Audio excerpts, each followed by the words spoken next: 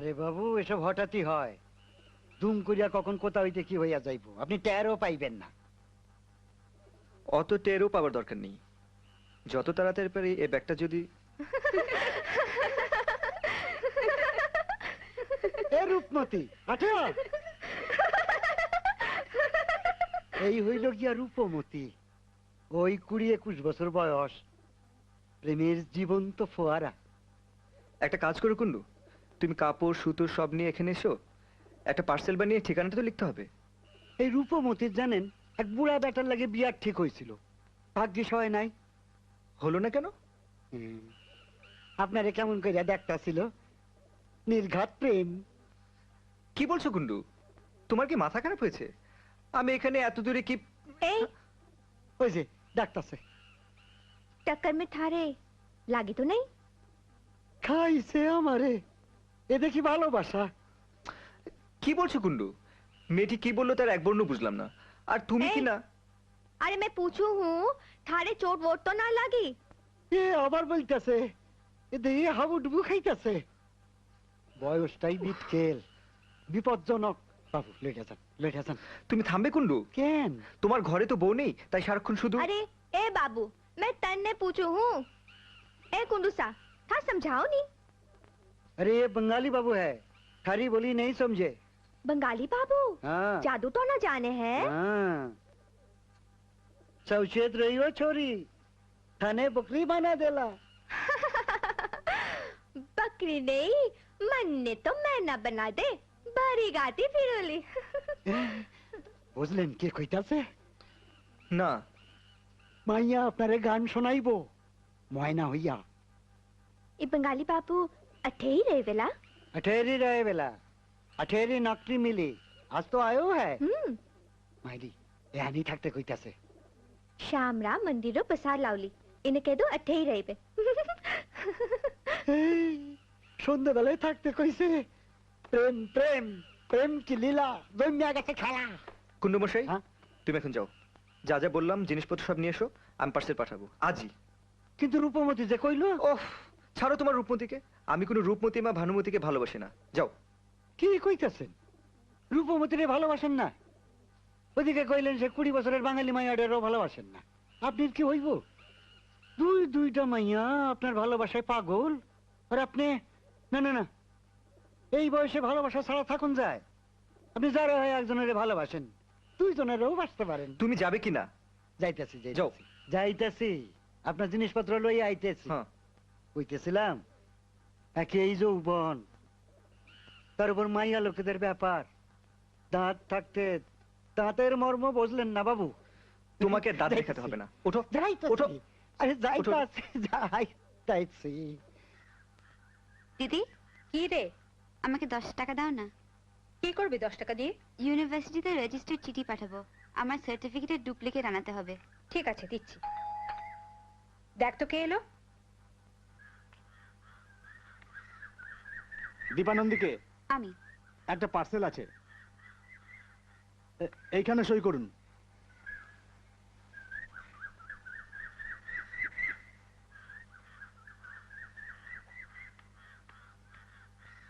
এই নে 10 টাকা। এটা কি রে? কি জানি।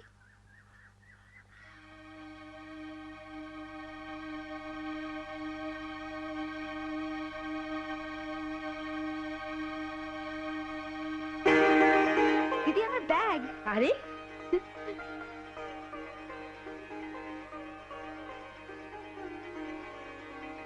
সব সার্টিফিকেট আছে, একটাও বাদ নেই।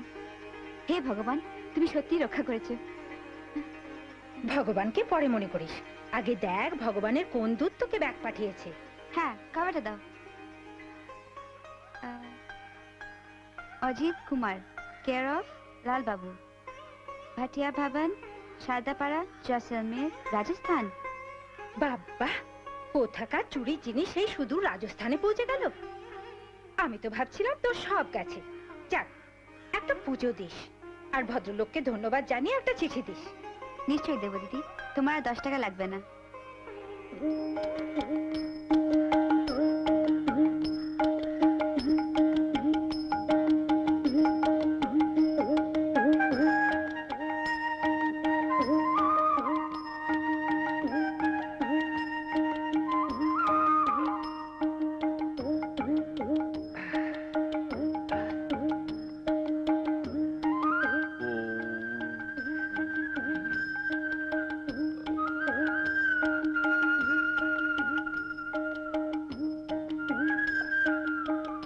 টেলিফোন, তুমি আমাদের যুগের চমৎকার। ভোলার দোকানের টেলিফোনে যেন পাড়ার সব যুবক যুবতীরা সুখ আর শান্তির সুখবর পায়। ও কিরে বেটা, চায়ে স্যাকারিন দিয়ে নিয়ে এসেছিস নাকি, যা সবাইকে দিস? না কর্তা, ফার্স্ট ক্লাস দার্জিলিং চা চিনি দিয়ে। কর্তা, এই বেটা, কতবার না বলেছি আমায় কর্তা বলবি না, সবাই ভাববে আমি বুড়ো হয়ে গেছি। ইংরেজি কায়দায় স্যার বলতে পারিস না? স্যার কিংবা ম্যাডাম? না কর্তা, ওসব শক্ত শক্ত উর্দু কথা আমার মুখ থেকে বেরোয় না, কর্তাই ভালো। তা কর্তা, আমি বলতে চাই, এত সব ঠাকুর দেবতা আবার স্বর্গীয় পিতার ছবি থাকতে এই টেলিফোনের পুজো করেন কেন? ওরে বেটা গর্ধব, শোন, বট গাছ দেখেছিস চৌরাস্তার মোড়ে মস্ত একটা আছে? দেখেছি কর্তা, ওই মাঠেও দুটো আছে। হ্যাঁ, এই বট গাছের হাজার হাজার শেকড় থাকে। তা থাকে কর্তা? স্যার, স্যার, হ্যাঁ, এই শেকড় যদি আমরা কেটে দিই তাহলে কি ওই বিরাট বট গাছ বাঁচবে? বাঁচবে না স্যার, মোটেই বাঁচবে না। আমার এই সর্বব্যাপী ব্যবসার শেকড় হচ্ছে আমার এই টেলিফোন। এই টেলিফোন আছে বলে আমার ব্যবসা আছে। কি বলছেন স্যার? হ্যাঁ রে বেটা, হ্যাঁ, এই টেলিফোন আছে তাই তো পাড়ার কত রূপসীরা এখানে এসে তাদের নাগরদের সঙ্গে প্রেমালাপ করে। এই যুবতীর দল আসে তাই যুবকের দল পঙ্গপালের মতো এখানে আসে। আর এখানে এসে তো শুধু মেয়েদের দিকে হাঁ করে তাকিয়ে থাকা যায় না, তাই সিঙ্গাড়া, কচুরি, মন্ডা মিঠাই কিনে খায়। এখন বল দিনি, আমার দোকানে ঠাকুরকে? এই টেলিফোন স্যার। তাহলে চাঁদু, এই টেলিফোনের পুজো না করে কাকে পুজো করবো রে গর্ধ? আজ থেকে আমিও এটাকে নমস্কার করব। হ্যালো, ভোলার মিষ্টান্ন ভান্ডার। কে? রবি? হ্যাঁ হ্যাঁ, ডেকে দিচ্ছি, একটু দাঁড়া। এই নাপা, দৌড়ে যা তো, আর সোমাকে ডেকে আন, বলবি রবির টেলিফোন। আচ্ছা। আর শোন শোন শোন, ওর মার সামনে যেন কিছু বলিস না। সে আর বলতে হবে না, সেরকম দেখলে বলবো ওর বাবার টেলিফোন এসছে। খুব পেকে গেছিস না, যা পালা। আর কি খবর রবি? হ্যাঁ হ্যাঁ, আসবে এক্ষুনি, ট্যাপাকে পাঠিয়েছি। হ্যাঁ, খোকন? ও আগের ছেলেটা? না, সে আর নেই। পাড়ায় ইলা বলে একটি মেয়ে ছিল, তার প্রায় টেলিফোন আসতো। খোকন গিয়ে ইলাকে খবর দিত। তারপর খোকন আর ইলার মধ্যে যে কি জগা খিচুড়ি পাকলো, দুজন একদিন পালিয়ে গেল। হ্যাপার বয়স? আরে তা